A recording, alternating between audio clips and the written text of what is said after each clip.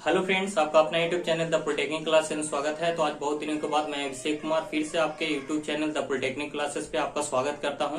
तो आज मैं आप बातें करने वाला हूं रेडियो एंड टेलीकम्युनिकेशन इंजीनियरिंग का जो आज एग्जाम हुआ है उस पर। बहुत सारे स्टूडेंट कॉल करके बोल रहे हैं कि सर ये पेपर अच्छा नहीं गया, ये नहीं गया, न्यूमेरिकल क्वेश्चंस नहीं आए। तो मैं इन सारी बातों को आपको डिटेल दे रहा हूं। आप लोग घबराइए नहीं। आप लोगों ने न्यूमेरिकल क्वेश्चंस करके गए थे पर वहां पे न्यूमेरिकल क्वेश्चंस नहीं पूछा गया, लेकिन आपका थ्योरी इतना कुछ था, आप लोग को बता दिया गया था आपके प्ले लिस्ट में पहले से। जो रेगुलर स्टूडेंट है, जो हमेशा शुरू से आज तक बने हुए हैं, उन्हें तो किसी तरह की कोई प्रॉब्लम नहीं होगी। एक भी थ्योरी क्वेश्चंस नहीं ऐसा था जो कि नहीं बताया गया था। हाँ, कुछ क्वेश्चंस थे एक दो जो कि टच थोड़ा सा वो पूछा वही गया था, वो पूछने का तरीका उन्होंने चेंज किया, जिसकी वजह से आप लोगों को प्रॉब्लम हुई।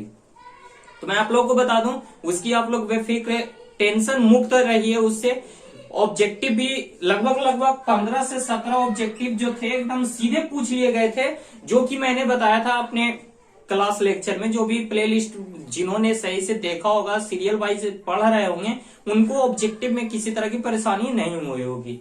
15-17 ऑब्जेक्टिव तो सही करके आए होंगे।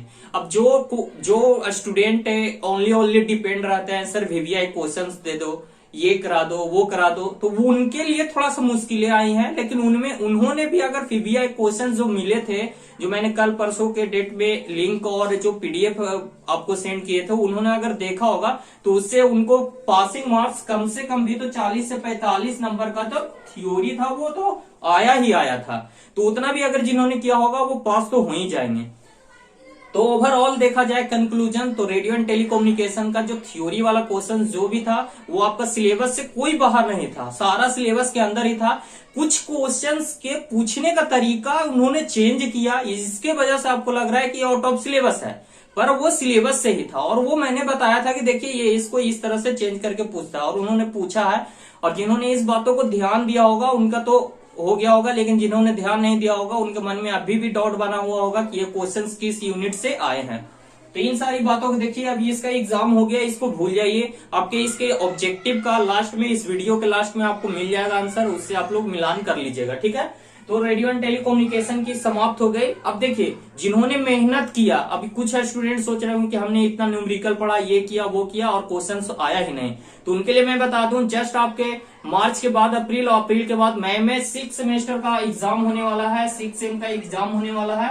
तो वहां पे आपको है एडवांस कम्युनिकेशन सिस्टम। तो जिन्होंने अच्छे ढंग से सारे कुछ पढ़े और न्यूमेरिकल सीखा है, उसका यूज आप लोग एडवांस कम्युनिकेशन सिस्टम में करिएगा। देखिए आपने अभी मेहनत किया तो आपको लास्ट में अगले सेमेस्टर में एडवांस कम्युनिकेशन में ज्यादा मेहनत करने की आवश्यकता नहीं पड़ेगी, क्योंकि ये सारे यूनिट्स जितने भी आपने रेडियो एंड टेलीकम्युनिकेशन में पढ़े, रडार हो, सैटेलाइट हो, वेब प्रोपोगेशन हो, ये सारे यूनिट फिर से आपको एक बार एडवांस कम्युनिकेशन सिस्टम में पढ़ना पड़ेगा। तो आप अपने आप को हताश महसूस ना करें कि सर मैंने ये पढ़ा वो पढ़ा पर आया तो कुछ नहीं।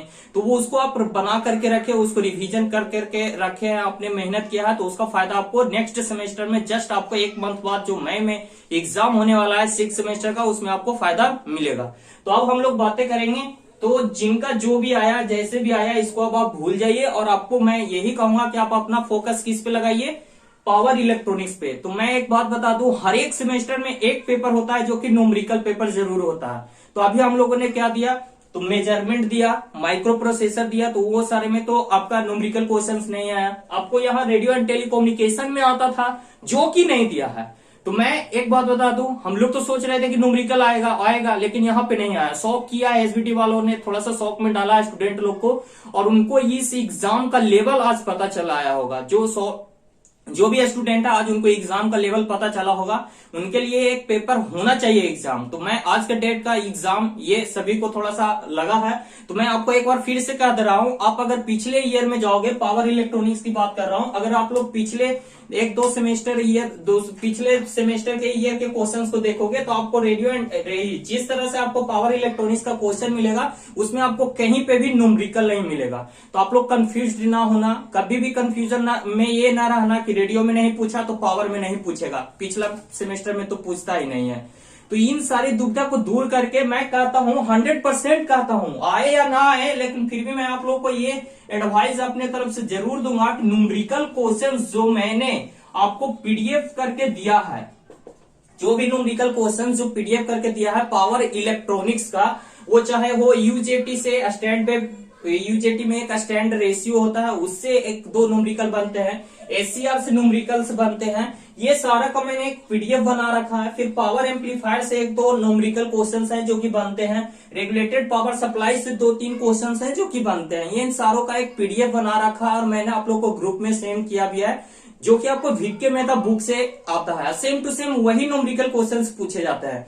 तो आप लोग से मेरी मतलब की विनती है कि आप ये कभी मत सोचना कि पावर इलेक्ट्रॉनिक्स में न्यूमेरिकल क्वेश्चंस नहीं आएगा। अगर आएगा न्यूमेरिकल क्वेश्चंस तो मैंने जो सेंड किया है उसी में से आएगा, A to Z मैच करेगा, वैल्यू चेंज हो सकता है पर उसी मेथड पे आएगा।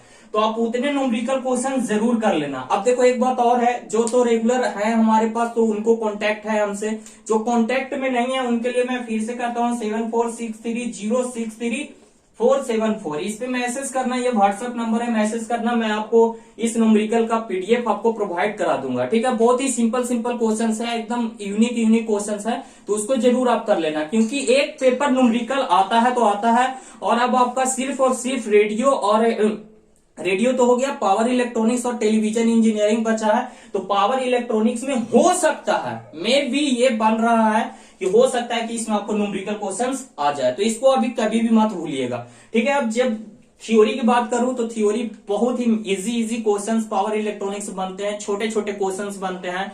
जैसे आपको एप्लीकेशन लिखने के लिए आते हैं, कैरेक्टरिस्टिक्स लिखने के लिए आते हैं, फिर आपका वो जो कैरेक्टरिस्टिक्स जैसे एससीआर का कैरेक्टरिस्टिक, डायक, ये सब का डायग्राम बनाने के लिए आता है, वेब फॉर्म वाला जो आपका वीआई कैरेक्टरिस्टिक्स वाला जो ग्राफ होता है, उस तरह का ये ग्राफ बनाने के लिए आ जाते हैं। तो यहां से एकदम छोटे छोटे क्वेश्चंस बनेंगे 4 नंबर में, याद रखिएगा 4 नंबर में छोटे छोटे क्वेश्चंस बनेंगे। Turn off method, turn on method, SCR का, ये सब ट्राइक, थायरिस्टर और एससीआर में क्या डिफरेंस है, इस तरह के क्वेश्चंस जो कि आपको मिलते हैं। थायरिस्टर से क्वेश्चंस आते हैं, ट्राइक के सिंबल्स आ जाएंगे, उसके एप्लीकेशंस आ जाते हैं। तो ये 4 नंबर में बहुत ही इंपॉर्टेंट ये सारे यूजेटी के एप्लीकेशंस आ गए हैं। यूजेटी से 6 नंबर में आता है रिलैक्सेशन ऑसिलेटर, या फिर इसी को दूसरे वे में पूछता है नेगेटिव रेजिस्टेंस वाला जो ऑसिलेटर है वो। तो यूजेटी है क्या है, नेगेटिव रेजिस्टेंस ये फॉलो करता है, जिसके कारण से इसका यूज हम लोग कहां पे करते हैं, इसका यूज करते हैं हम लोग ऑसिलेटर, रिलैक्सेशन ऑसिलेटर में यूज करते हैं। ठीक है, तो यूजेटी के हेल्प से रिलैक्सेशन ऑसिलेटर बनाने को पूछ दिया जाता है। तो ये सारी बातें आप लोग ध्यान में रखिएगा, ये सब वीवीआई हैं। आपको वीवीआई क्वेश्चंस का प्लेलिस्ट में आपको मिल जाएगा, जो आपको पावर इलेक्ट्रॉनिक्स है उसमें जाइएगा तो हर एक यूनिट का, इन्वर्टर का, चॉपर का, regulated power supply, power amplifier, thyristor, triac, diac, SCR, UJT, सारे का आपको वीवीआई क्वेश्चंस का बनाया हुआ है वीडियो, आप उसमें देख करके उसको करके जरूर जाइएगा। ठीक है, मोस्ट इंपॉर्टेंट मैं फिर से आपको कहूंगा, न्यूमेरिकल क्वेश्चन जो भी पीडीएफ में भेजा गया है वो और देखिए पावर इलेक्ट्रॉनिक्स के ज्यादातर देखिए power amplifier, thyristor, triac, diac, SCR, UJT, ये सारे जो हैं, और फिर ये चॉपर इन्वर्टर तो नहीं मिलेगा लेकिन रेगुलेटेड पावर सप्लाई मिल जाएगा। फिर एक आता है मोटर वाला, मोटर को कैसे कंट्रोल किया जाता है, तो वहां से एक क्वेश्चन आ जाता है। तो ये सारे जो क्वेश्चंस है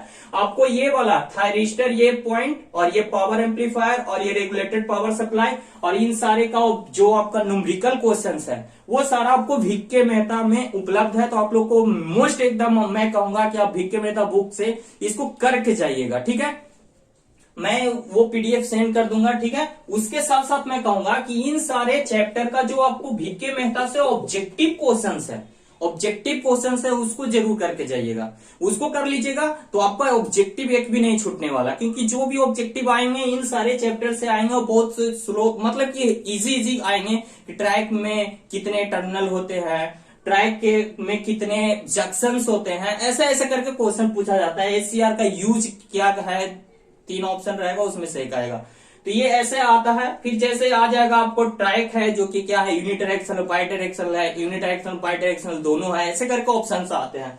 तो आप वीके मेहता से इन सारे को ऑब्जेक्टिव कर लीजिएगा, जो कि आपको बहुत ही हेल्प करेगा ऑब्जेक्टिव क्वेश्चन को सोल्व करने में।